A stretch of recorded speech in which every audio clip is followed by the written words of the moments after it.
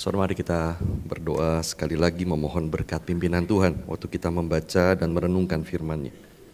Kami datang kepadamu ya Tuhan, kami bersyukur kami boleh beribadah bersama-sama, kami menyanyikan pujian bagi kemuliaan-Mu, dan sekarang ya Tuhan berkatilah setiap kami pada waktu kami membaca dan merenungkan sebagian dari firman-Mu. Biarlah ya Tuhan Engkau sendiri yang bekerja di tengah-tengah kami, Engkau bawa hati kami untuk tunduk kepadamu. Di dalam nama Tuhan Yesus kami berdoa. Amin. Selamat pagi saudara. Welcome untuk teman-teman yang baru pertama kali hadir bersama-sama dengan kami hari ini juga. Nama saya Pendeta Jeffrey Xiao, saya lead pastor dan teaching elder di gereja ini. Nah saudara, kita akan bersama merenungkan sebuah tema bermisi sebagai tubuh Kristus. Coba kita lihat sama-sama saudara dari 1 Korintus 9 ayat 19 sampai 25. Saudara, saya tidak akan berkhotbah secara eksposisi seperti biasanya, tapi saya akan fokus kepada tema ini bermisi sebagai tubuh Kristus, dan nanti kita akan membaca banyak bagian-bagian Alkitab. Tapi mari kita mulai dari 1 Korintus pasal 9 ayat 19 sampai 25 terlebih dahulu. Saya akan bacakan bagi kita semua, demikian firman Tuhan. 1 Korintus 9 mulai dari ayat 19. Sungguh pun aku bebas terhadap semua orang, aku menjadikan diriku hamba dari semua orang, supaya aku dapat memenangkan sebanyak mungkin orang. Demikianlah bagi orang Yahudi, aku menjadi seperti orang Yahudi, supaya aku memenangkan orang-orang Yahudi. Bagi orang-orang yang hidup di bawah hukum Taurat, aku menjadi seperti orang yang hidup di bawah hukum Taurat, sekalipun aku sendiri tidak hidup di bawah hukum Taurat, supaya aku dapat memenangkan mereka yang hidup di bawah hukum Taurat. Bagi orang-orang yang tidak hidup di bawah hukum Taurat, aku menjadi seperti orang yang tidak hidup di bawah hukum Taurat, sekalipun aku tidak hidup di luar hukum Allah, karena aku hidup di bawah hukum Kristus, supaya aku dapat memenangkan mereka yang tidak hidup di bawah hukum Taurat. Bagi orang-orang yang lemah, aku menjadi seperti orang yang lemah, supaya aku dapat memenangkan mereka yang lemah. Bagi semua orang, aku telah menjadi segala-galanya, supaya aku sedapat mungkin menyelamatkan sebagian dari mereka. Semuanya ini aku lakukan karena Injil, supaya aku mendapat bagian di dalamnya. Tidak tahukah kamu bahwa dalam gelanggang pertandingan semua peserta turut berlari, tetapi hanya satu orang saja yang mendapat hadiah? Karena itu larilah sedemikian rupa sehingga kamu memperolehnya. Tiap-tiap orang yang turut mengambil bagian dalam pertandingan menguasai dirinya dalam segala hal.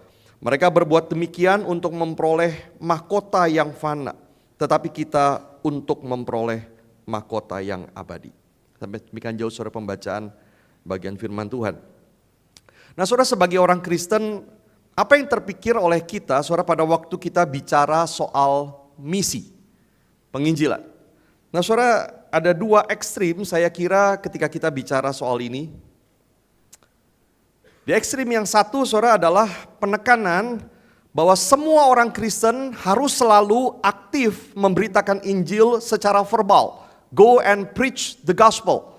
Saudara, tidak salah memang, tetapi penekanannya adalah semua orang selalu aktif memberitakan Injil secara verbal terus menerus. Nah saudara, saya ingat beberapa pengkhotbah berkata begini, kita pergi kemana-mana harus selalu memberitakan Injil. Kita waktu naik taksi, kita naik pesawat, kita naik kereta, kita ketemu siapa saja, kita harus selalu berusaha membuka percakapan lalu memberitakan Injil.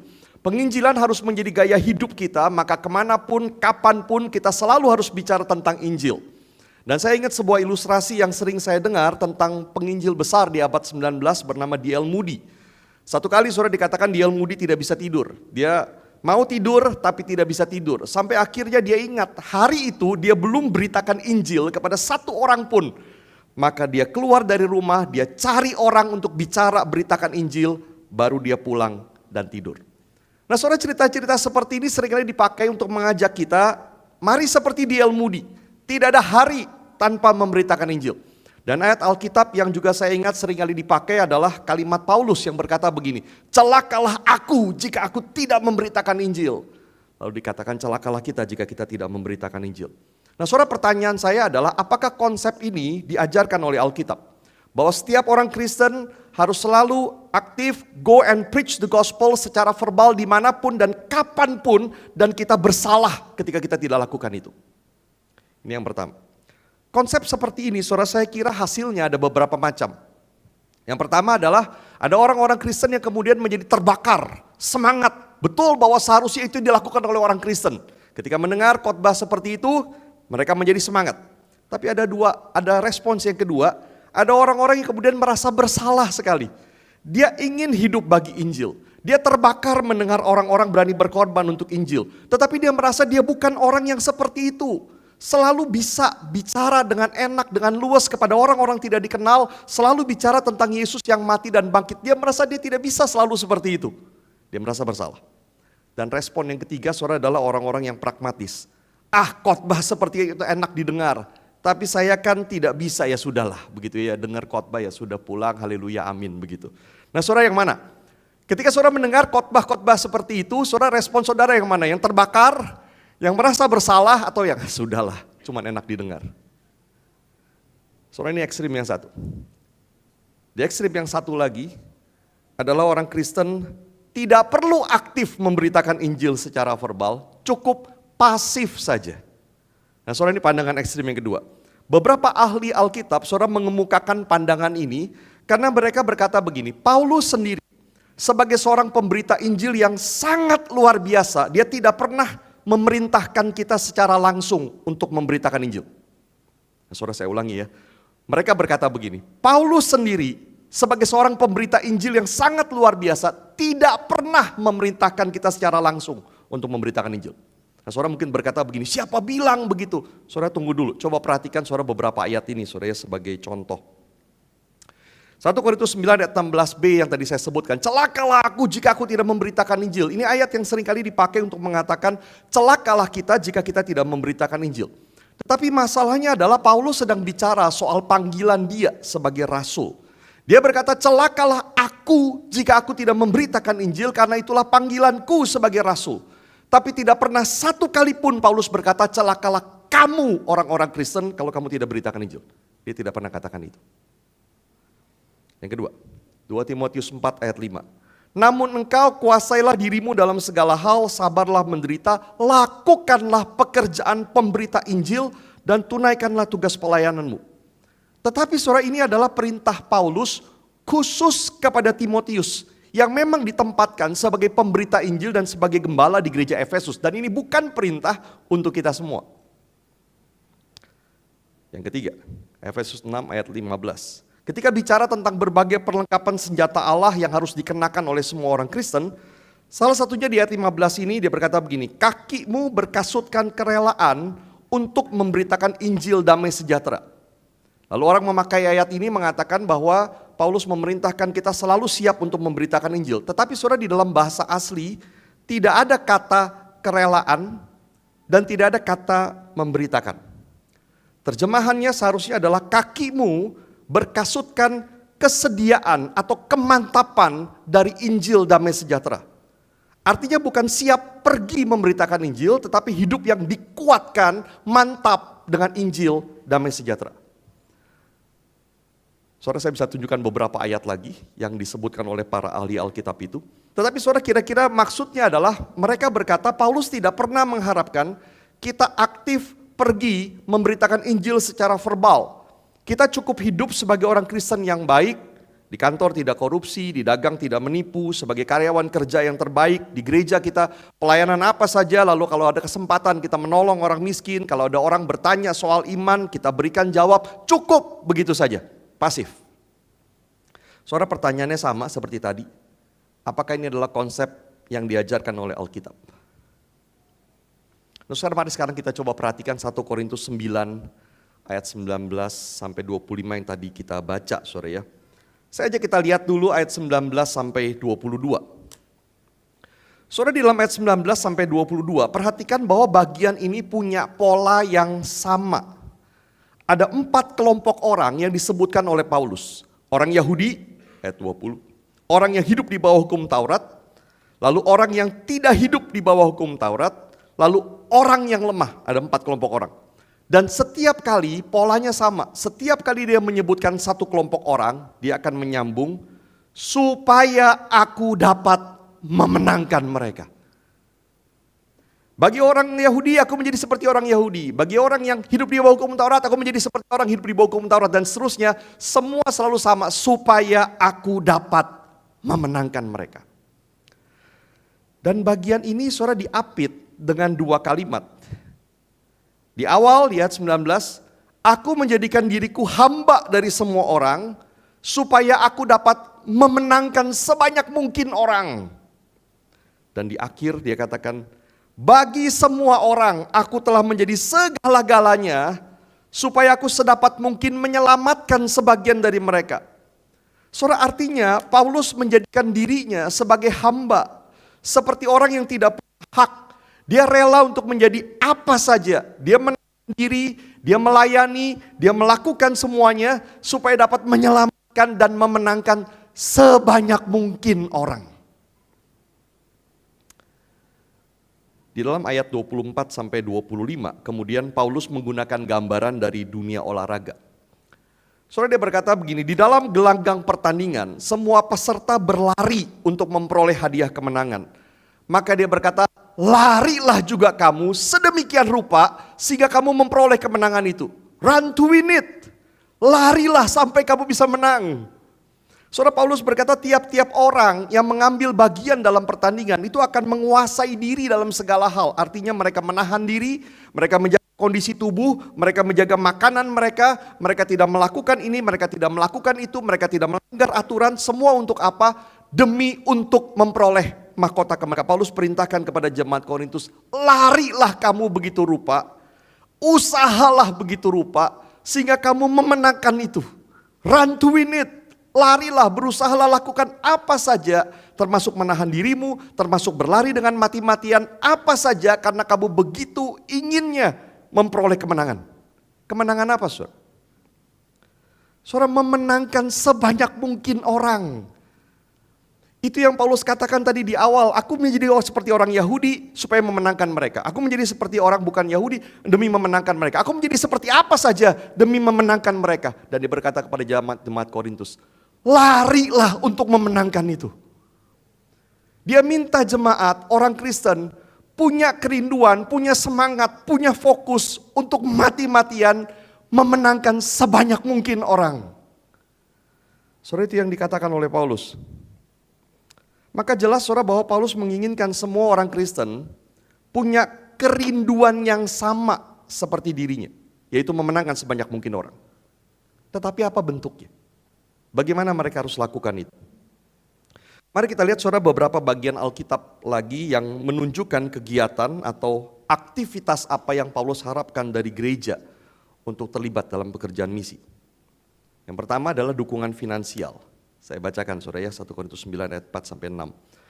Dengan pertanyaan retorik, Paulus bertanya begini, tidakkah kami mempunyai hak untuk makan dan minum?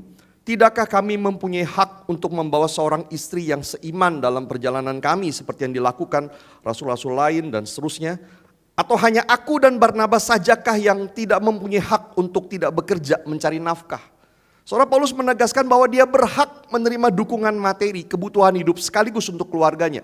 Dan Paulus akan tambahkan di ayat 14, saya tidak cantumkan di situ. Dia berkata begini, demikian pula Tuhan telah menetapkan bahwa mereka yang memberitakan Injil harus hidup dari pemberitaan Injil itu. Bahwa adalah perintah Tuhan, ada orang yang memberitakan Injil, khususnya dalam konteks ini secara penuh waktu. Dan ada orang-orang yang memberikan dukungan finansial kepada mereka. Yang kedua, doa.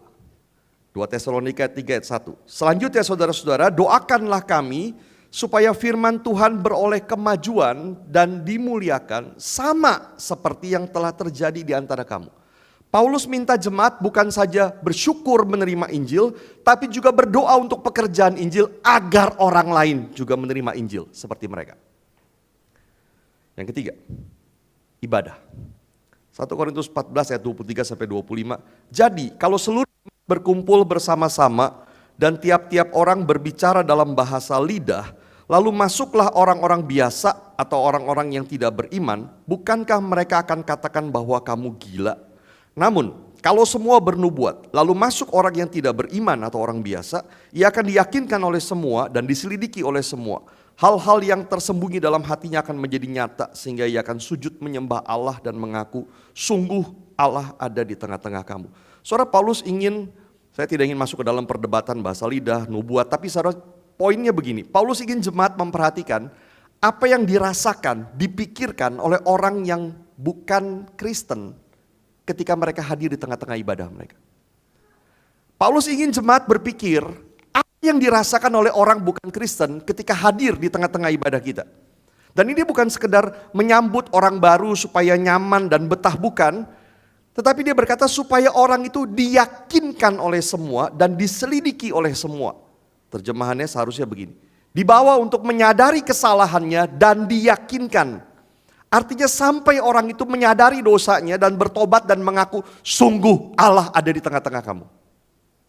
Paulus ingin agar orang Kristen berusaha agar ibadah mereka menjadi tempat memenangkan orang. Ini yang ketiga. Yang keempat, saudara. Di dalam hidup sehari-hari. 1 Korintus 7 ayat 12 sampai 16 saya kutip beberapa ayat saja. Kalau ada seorang saudara beristrikan seorang yang tidak beriman dan perempuan itu mau hidup bersama dia, janganlah saudara itu menceraikan dia. Kalau ada seorang istri bersuamikan seorang yang tidak beriman dan laki-laki itu mau hidup bersama dia, janganlah ia menceraikan laki-laki itu. Sebab bagaimana engkau mengetahui, hai istri, apakah engkau akan menyelamatkan suamimu? Atau bagaimana engkau mengetahui, hai suami, apakah engkau akan menyelamatkan istrimu? Saudara, sangat mungkin maksudnya adalah pada waktu menikah, suami dan istri sama-sama belum percaya. Tetapi kemudian salah satu menjadi percaya. Dan Paulus berkata kalau suami atau istrinya itu tidak masalah hidup dengan kamu, jangan tinggalkan dia. Dan alasannya adalah bagaimana engkau tahu apakah engkau akan menyelamatkan dia? Lewat hidupmu sehari-hari, dengan kelakuanmu, dengan doamu, dengan perkataanmu, mungkin dengan ceritamu tentang pekerjaan Tuhan, dengan segala hal dalam hidup sehari-harimu, engkau mungkin menyelamatkan dia. Inginkan itu, rindukan itu. Ini yang keempat. Yang kelima, bersaksi dengan perkataan. Filipi 1 ayat 14, lagi pula kebanyakan saudara dalam Tuhan telah beroleh kepercayaan karena pemenjaraanku untuk semakin berani berkata-kata tentang firman Allah tanpa takut. Paulus berkata bahwa pemenjaraan dirinya membuat kebanyakan saudara dalam Tuhan, orang-orang percaya, bertambah berani berkata-kata tentang firman Allah. Artinya sebelumnya mereka juga berkata-kata tentang firman Allah, tetapi sekarang menjadi lebih berani lagi. Dan Paulus memuji mereka. Itu yang dia harapkan dari orang Kristen, berani memperkatakan firman Allah. Nah saudara, ini 5 hal yang disebutkan Paulus, bagaimana kita berbagian di dalam pekerjaan Injil. Dukungan finansial, doa, melalui ibadah, dalam hidup sehari-hari, dan dengan memperkatakan firman Tuhan atau memberitakan Injil. Dan saya yakin Paulus tidak bermaksud hanya 5 ini. Bukan. Tetapi ini hanya contoh-contoh yang dia sebutkan di dalam surat-suratnya karena kondisi yang muncul waktu itu. Dan pengikat dari semua ini adalah kerinduan supaya sebanyak mungkin orang diselamatkan. Kerinduannya tetap sama, supaya sebanyak mungkin orang diselamatkan, supaya memenangkan sebanyak mungkin orang. Dan untuk itu Paulus minta jemaat melakukan banyak hal. Dia sebutkan 5 contoh ini, tapi lebih daripada ini. Apa saja, tapi kerinduannya sama. Nah saudara, sejak awal Grace Life menekankan kita ingin menjadi gereja yang mengutus dan diutus. Kita ingin bukan hanya mendukung banyak di dalam pekerjaan misi, tapi kita sendiri menjadi pekerja misi. Dan walaupun kita melakukan misi Allah dalam bentuk good works, perbuatan baik, berbagai pelayanan yang kita lakukan, tetapi kita juga tidak boleh mengabaikan good news, pemberitaan Injil, karena keduanya adalah bagian kita, tugas kita. Saudara, saya menyadari bahwa dari sejak awal kita banyak bicara soal pekabaran Injil, lalu banyak dari kita kemudian gelisah dan mulai mencoba melakukan, dan kita mulai sadar juga betapa sulitnya memberitakan Injil. Bukan sekedar sulit, tetapi betapa jauhnya itu dari kita. Sekian tahun kita menjadi orang Kristen, ternyata saudara, pemberitaan Injil adalah sesuatu yang sangat tidak biasa kita lakukan. Dan saya berpikir saudara, betul kita membutuhkan pelatihan, kita membutuhkan exposure, kita membutuhkan dorongan, tetapi sebetulnya yang paling kita butuhkan adalah kerinduan. Masalahnya saudara adalah apakah kita rindu sebanyak mungkin orang diselamatkan? Apakah kita rindu menjadi apa saja, melakukan apa saja asalkan bisa memenangkan sebanyak mungkin orang? Saudara, tidak ada gunanya sebetulnya kita bicara pentingnya misi kalau itu hanya menimbulkan rasa bersalah di dalam hati. Karena berarti kita hanya bicara misi sebagai hukum Taurat dan itu legalisme. Saudara, di dalam retret kita 2 minggu lalu saya berkata begini. Entah saudara masih ingat atau enggak karena mungkin ngantuk waktu retret. Ketika bicara misi, seringkali yang terpikir adalah kita harus melakukan lebih banyak. Kita harus memberi lebih banyak. Kita harus komitmen lebih banyak. Tapi sebetulnya itu salah. Karena Injil tidak dimulai di situ. Saudara, Injil mulai dari Allah menyatakan kemuliaannya kepada kita. Allah melakukan segalanya bagi kita. Allah memberikan segalanya bagi kita. Allah komitmen habis-habisan untuk kita dengan memberikan anaknya mati bagi kita. Itu titik mulainya. Baru setelah itu Yesus berkata, seperti Bapa mengutus aku, demikian juga aku mengutus kamu. Kita diutus.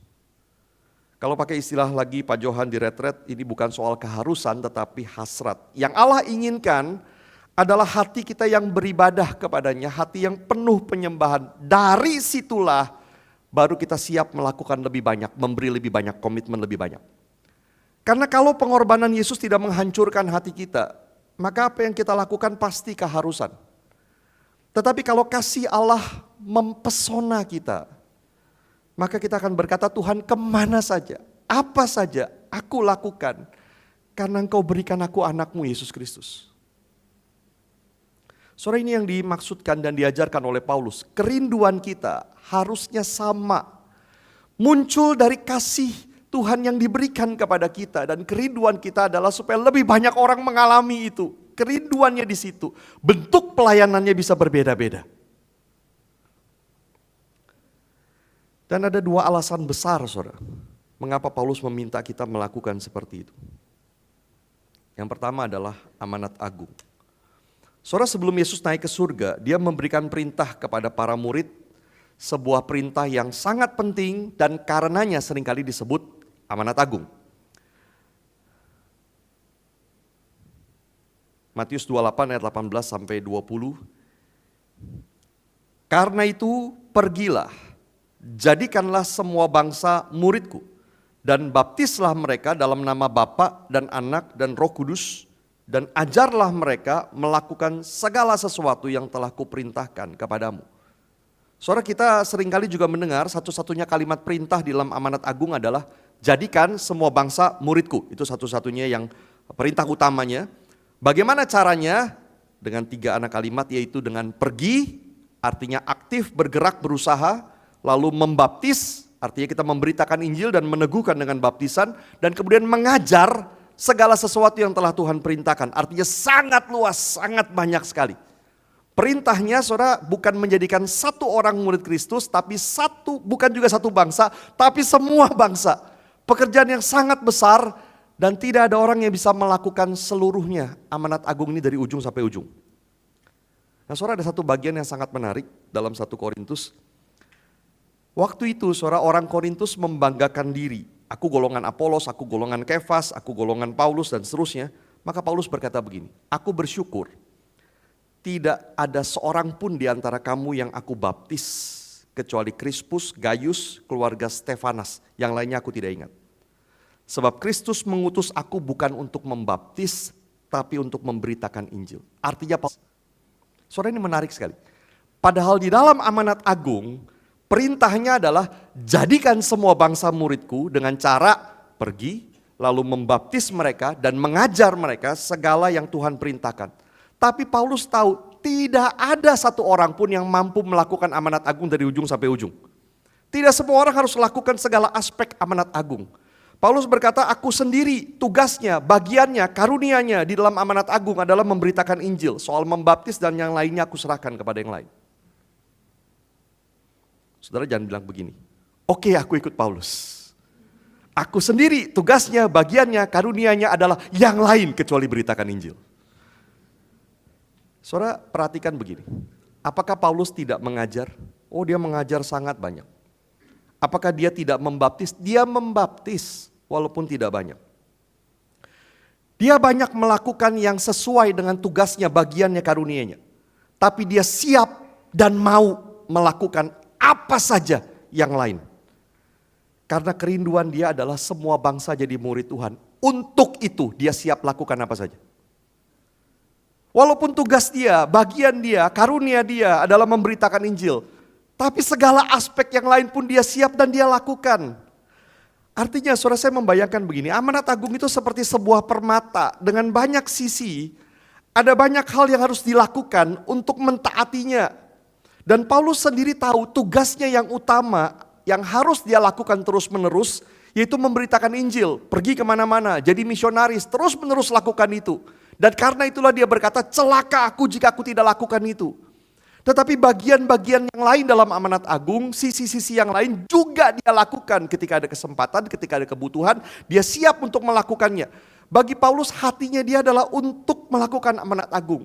Hatinya adalah untuk memenangkan sebanyak mungkin orang menjadi murid Kristus dan dia siap lakukan apa saja yang perlu untuk itu terjadi.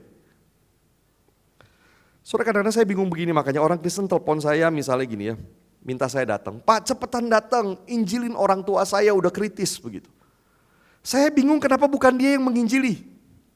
Saat kebutuhan ada, saat kesempatan ada, mengapa tidak mau beritakan Injil? Atau saya ganti lagi begini. Ketika satu kali saudara punya teman yang sedang dalam keadaan tidak baik. Dan dia datang kepada saudara, tanya tentang kehidupan, tanya tentang kematian, tanya tentang iman. Apa yang saudara lakukan? Banyak orang Kristen akan bilang begini, tunggu nanti ngomong sama pendeta saya ya. Begitu. Lalu telepon saya lagi, Pak ada teman saya lagi nanya-nanya, Bapak kapan sempat? Begitu kan. Mengapa tidak langsung tunjukkan Kristus kepada dia? Karena merasa bukan bagian? Karena merasa bukan karunia?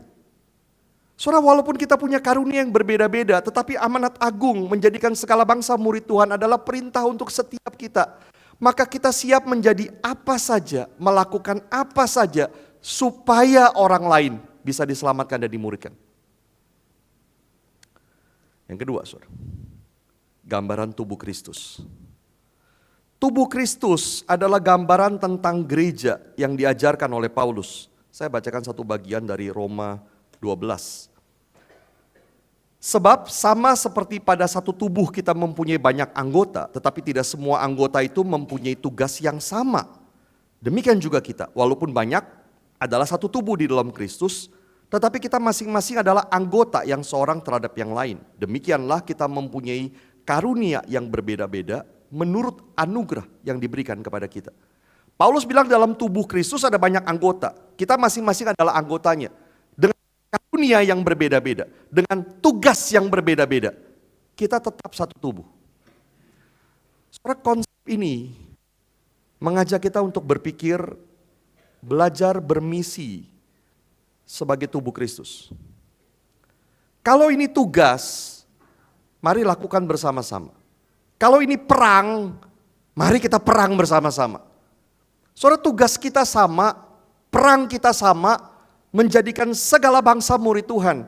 Dan kita lakukan ini bersama-sama sebagai tubuh Kristus. Berbeda-beda perannya, berbeda-beda karunianya, berbeda-beda tugasnya, tapi perangnya sama. Saudara, apa artinya? Dalam setiap perang, ada banyak bagian yang diperlukan. Ada yang merencanakan, mengatur strategi, ada yang terjun langsung tembak-tembakan, ada yang membuat senjata di pabrik, ada yang bagian medis, ada yang menyiapkan konsumsinya, berbagai macam, sangat banyak bagiannya. Tapi setiap orang yang terlibat di dalam peperangan itu semua tahu dan sadar sedang berada pada perang yang sama. Dan mereka punya tujuan yang sama, yaitu memenangkan peperangan itu. Maka jika satu kali saudara prajurit yang berada di medan paling depan yang tembak-tembakan itu, mereka sedang kekurangan orang, sangat mungkin yang di belakang termasuk yang menyiapkan senjata, termasuk yang menyiapkan makanan, akan ikut terjun perang. Karena demi memenangkan peperangan itu, mereka siap lakukan apa saja. Mereka tahu mereka berada di perang yang sama. Tidak akan saudara mereka berkata gini, saya tidak peduli, sorry itu bukan bagian saya, itu bukan karunia saya mah bagian nyiapin makanan begitu. Kamu perang aja, kalah ya sudahlah begitu. Tidak akan orang berkata begitu. Tapi problem itu yang terjadi di gereja hari ini. Banyak orang saudara mengerjakan pelayanan tanpa berpikir bahwa mereka berada di dalam perang yang satu ini. Yang jadi asyir ya asyir, yang dekor ya dekor, yang pemusik ya pemusik. Kita lupa apapun yang sedang kita kerjakan, tugas kita, perang kita adalah sama. Bahwa kita sedang menjalankan amanat agung, bahwa kita sedang memenangkan orang menjadi murid Kristus. Kalau itu yang kita sadari, kita akan mengerjakan semuanya dengan cara berbeda. Kita akan selalu berpikir bagaimana apa yang saya lakukan ini berkontribusi di dalam memenangkan peperangan ini. Ketika saya melakukan sesuatu, apapun itu pelayanan kita akan berpikir bagaimana ini berkontribusi di dalam memenangkan peperangan ini. Dan kita juga akan berpikir bagaimana apa yang saya lakukan ini, apakah memang ada kontribusinya di dalam memenangkan perang ini. Karena sejujurnya banyak orang Kristen yang sibuk-sibuk pelayanan tapi sebetulnya yang tanpa arti. Saudara, kita perlu punya tujuan fokus yang sama, memenangkan perang itu. Dan kita bersama-sama sebagai tubuh Kristus, karunia berbeda, tempat berbeda-beda, hal yang dilakukan berbeda-beda. Tapi konsepnya sama. Dan itu berarti kita siap lakukan apa saja ketika ada kesempatan, ketika ada kebutuhan. Supaya orang bisa diselamatkan dan dimuridkan. Saudara, pertanyaannya apakah kita punya hati yang seperti itu? Kalau kita perhatikan saudara, ada 2 kalimat yang mengapit amanat agung. Kepadaku telah diberikan segala kuasa di surga dan di bumi. Baru kemudian kalimat, karena itu pergilah. Dan perintah itu kemudian ditutup, ketahuilah aku menyertai kamu senantiasa sampai akhir zaman. Tugas ini bukan mulai dari kita, tapi dari Tuhan. Bapa mengutus Yesus. Yesus melakukan segalanya sampai selesai, berkorban bagi kita, menebus kita, mengasihi kita, dan sekarang dia mengutus kita. Dan dia mengutus sebagai Tuhan yang punya segala kuasa di surga dan di bumi, dan dia berjanji menyertai kita sampai akhir zaman. Maka amanat agung, tugas menjadikan segala bangsa murid Kristus adalah tugas yang sudah pasti akan berhasil. Karena Tuhan yang memulai. Dia sudah melakukan segalanya di kayu salib. Dan Tuhan menyertai kita melakukannya sampai pada akhirnya. Diawali oleh Tuhan dan akhirnya akan berakhir juga bersama dengan Tuhan. Dia hanya minta kita jump in di tengah-tengah. Sebagai orang yang sudah diselamatkan, ikut mengerjakan pekerjaan keselamatan ini.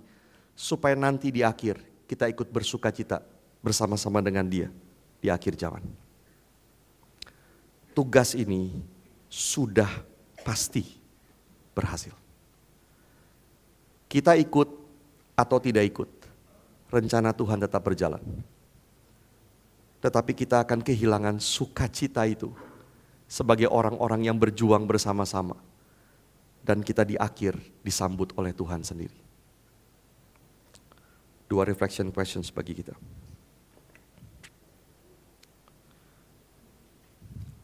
Yang pertama, saudara, apakah kasih dan pengorbanan Kristus sungguh mempesona kita? Tanpa dimulai dari situ, kita tidak akan pernah ada gunanya bicara soal misi, bicara soal penginjilan, bicara soal pelayanan, apapun. Tidak ada gunanya. Apakah kasih dan pengorbanan Kristus itu mencengkram hati kita, menusuk kita, mempesona kita terus menerus sampai hari ini?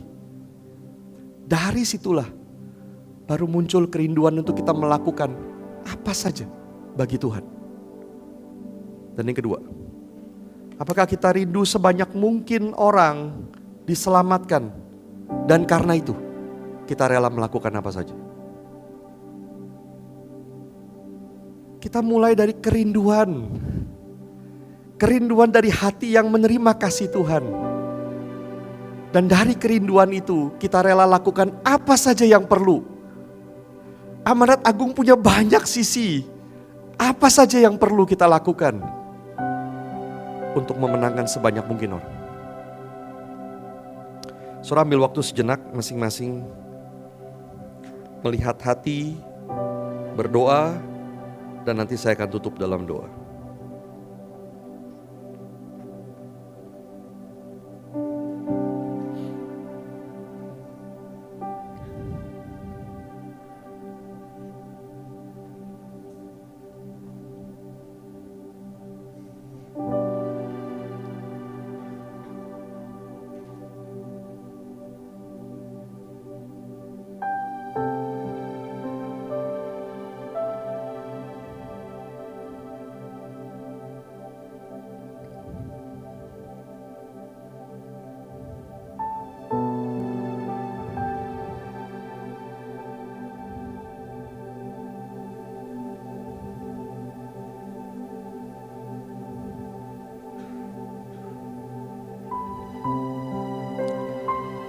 Tuhan, kami sangat bersyukur ya Tuhan untuk kasih-Mu. Biarlah ya Tuhan, kasih-Mu tidak pernah berhenti mempesona kami. Biarlah hati kami tidak pernah dingin meresponi kasih-Mu. Apa yang Kau lakukan, apa yang Kau kerjakan, apa yang Kau berikan bagi kami, bahkan penyertaan-Mu kepada kami hari ini sampai seterusnya,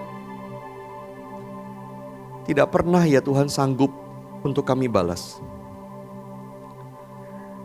Tuhan, terima kasih untuk kasih-Mu. Dan biarlah ya Tuhan, jadikan kami orang-orang yang terus bersyukur kepada-Mu, menyembah-Mu, dan keluar dari dalam hati kami yang bersyukur itu kerinduan untuk kami melakukan apa saja bagi-Mu ya Tuhan, untuk mentaati perintah-Mu. Tolong kami Tuhan mengerjakan bagian kami masing-masing. Jangan biarkan kami menjadi orang Kristen yang nyaman dengan keselamatan kami. Jangan biarkan kami menjadi orang Kristen yang malas dan tidak mengerjakan pekerjaan keselamatan. Tuhan, tolong kami berbagian. Berikan kami kerinduan yang dalam dan kerelaan untuk melakukannya bagi-Mu. Terima kasih ya Tuhan untuk apa yang boleh kami renungkan bersama. Kiranya Engkau terus berbicara kepada kami, menuntun kami, memakai kami. Di dalam nama Tuhan Yesus kami berdoa. Amin.